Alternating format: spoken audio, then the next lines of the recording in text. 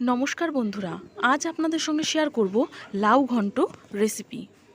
তো এটা বানানোর জন্য আমি নিয়ে নিয়েছি একটা লাউয়ের খোসা ছাড়িয়ে নিয়েছি এবং ভালো করে জলে ধুয়ে রেখেছি।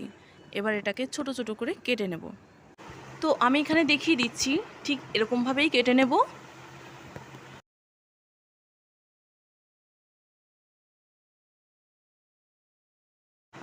তো ঠিক এরকমভাবেই বাকি সবগুলোও কেটে নেব। তো এটা বানানোর জন্য আমি প্রথমে একটা কড়া গরম করে নিয়েছি এবং তাতে দিয়ে দিয়েছি পরিমাণ মতো সরিষার তেল। তেল গরম হয়ে গেলে ওর মধ্যে দিয়ে দিচ্ছি হাফ টিস্পুন এবং 1 চিমটি পরিমাণ গোটা জিরে। এবার 30 সেকেন্ড মতো নাড়াচাড়া করে নিচ্ছি। এরপর দিয়ে দিচ্ছি সামান্য রসুন কুচি। আমি এখানে 1 স্পুন রসুন কুচি নিয়েছি, আপনারা বাড়িয়ে কমিয়ে নিতে পারেন। আরও 30 সেকেন্ড মতো নেড়েচেড়ে নিয়ে এরপর দিয়ে দিচ্ছি আগে থেকে কেটে রাখা লাউ। তো এবার আমি দিয়ে দেবো 6টা কাঁচা লঙ্কা। আমি এরকম টুকরো করে নিয়েছি। এখানে আপনারা যেমন ঝাল খেতে পছন্দ করবেন ঠিক সেই পরিমাণ ঝালই অ্যাড করে দেবেন। তো এবার সব কিছু একসঙ্গে খুব ভালো করে মিশিয়ে নিয়েছি। এবার দিয়ে দেব পরিমাণ মতো লবণ। আমি এখানে 2 স্পুন লবণ দিয়েছি এবং 2 স্পুন হলুদ গুঁড়ো দিয়ে দিচ্ছি। এবার আরও একবার ভালো করে মিশিয়ে নিচ্ছি। তো ভালো করে মেশানো হয়ে গেছে। এবার ঢাকা দিয়ে দিচ্ছি।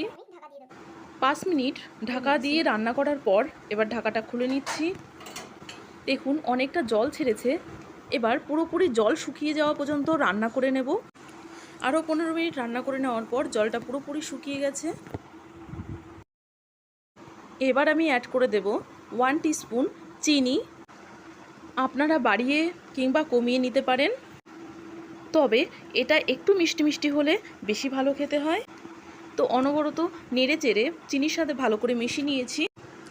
এবার আমি অ্যাড করে দেব 2 টিস্পুন মতো আতপ চালের গুঁড়ো।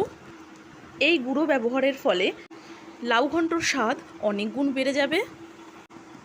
এবার খুব ভালো করে মিশিয়ে নিতে হবে। আর হ্যাঁ, অনবরত নাড়তে হবে। যেহেতু চালের গুঁড়ো অ্যাড করেছি তাই নিচে লেগে যাওয়ার একটা সম্ভাবনা থাকে, তাই অনবরত নেড়েচেড়ে নিতে হবে। এর মাঝখানে বলে রাখি, ভিডিওটি যদি ভালো লেগে থাকে তাহলে অবশ্যই লাইক, কমেন্ট এবং শেয়ার করবেন। আরও এরকম নিত্য নতুন রেসিপি পাওয়ার জন্য নতুন বন্ধুরা অবশ্যই সাবস্ক্রাইব করে আমার পাশে থাকবেন। তো আরও 5 মিনিট মতো নেড়েচেড়ে নেওয়ার পর তেল ছাড়তে শুরু করেছে এবং কড়াতেও সেরকম লেগে যাচ্ছে না। এর থেকেই বুঝে নিতে হবে আমাদের রান্নাটা অলমোস্ট কমপ্লিট। এবার অন্য একটা পাত্রে তুলে নেব। দেখলেন তো কত সহজেই তৈরি হয়ে গেল লাউ ঘন্ট। এটা খুবই হেলদি একটা রেসিপি, আপনারা অবশ্যই বাড়িতে ট্রাই করবেন। টাটা।